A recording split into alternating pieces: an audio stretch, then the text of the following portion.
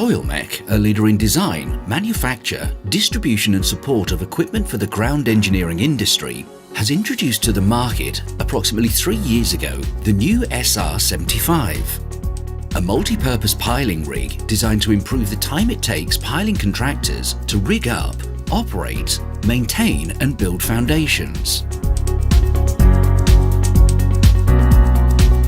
Since its introduction, many reputable contractors around the world added this machine to their fleet due to its advantages. This was the case in Australia, where Wagstaff Piling, a prominent name in the ground engineering industry, searched for approximately 6 months a machine to answer their need for the medium to large projects, to eventually settle on purchasing the Soilmec model.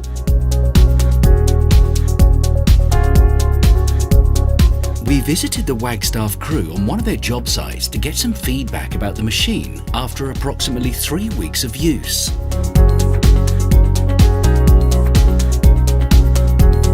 We were looking for a machine that could be used for multiple tasks, board piers, CFA with an easy conversion, easy rig up time or relatively fast rig up time, and a heavy duty rock drilling rig, which is what is needed in the Sydney market.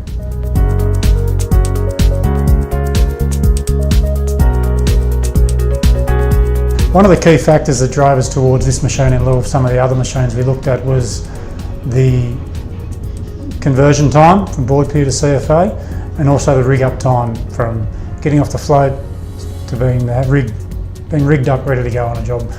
This machine offered a lot of efficiencies in that respect. Quality wise, Soilmec's a well-known brand, produces good equipment, so we had no issues with quality. Versus the competitors, are offering similar products.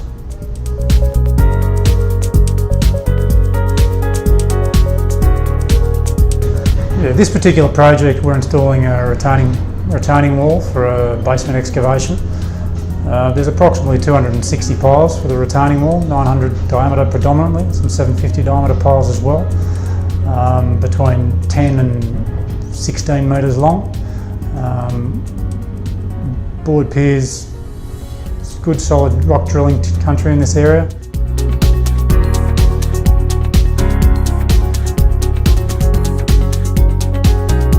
In relation to fuel efficiency, this machine's been very efficient to date. We're still working out our numbers. It's only been early days for the machine, but at this stage he's averaging between 150 and 200 litres of fuel per day, working pretty much flat out the whole time.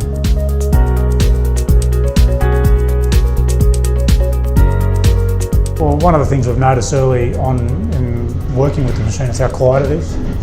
It's a very quiet machine, standing on the cabin side, even when working at full revs.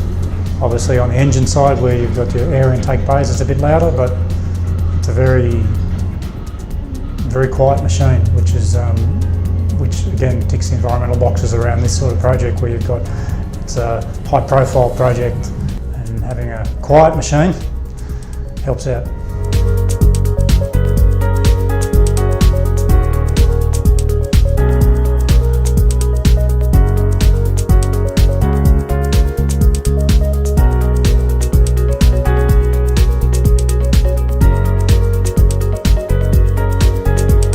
So comfort, it's nice to sit in, stability is great on it.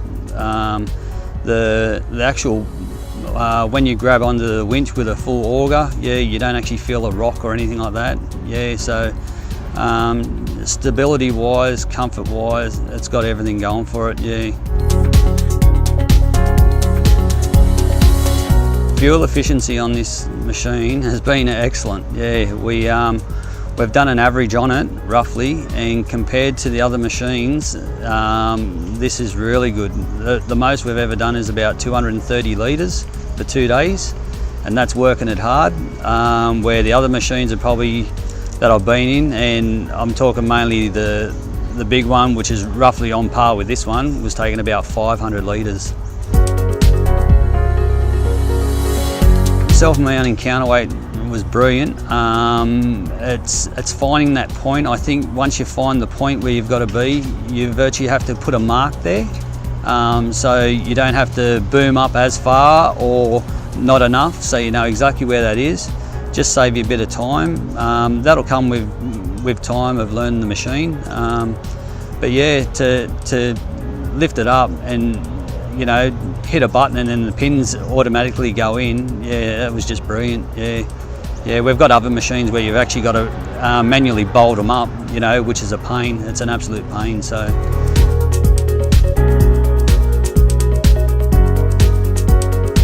It's quiet as on the cab side. The first actual week in it, I didn't think it was running. I thought it was just on idle. It actually was that quiet, yeah. And the other machine I was in before this one, I had to wear earplugs all day for the motor noise alone. Yeah, it was a big motor. It was a bigger motor, but yeah, but for the noise alone, I actually had to wear earplugs.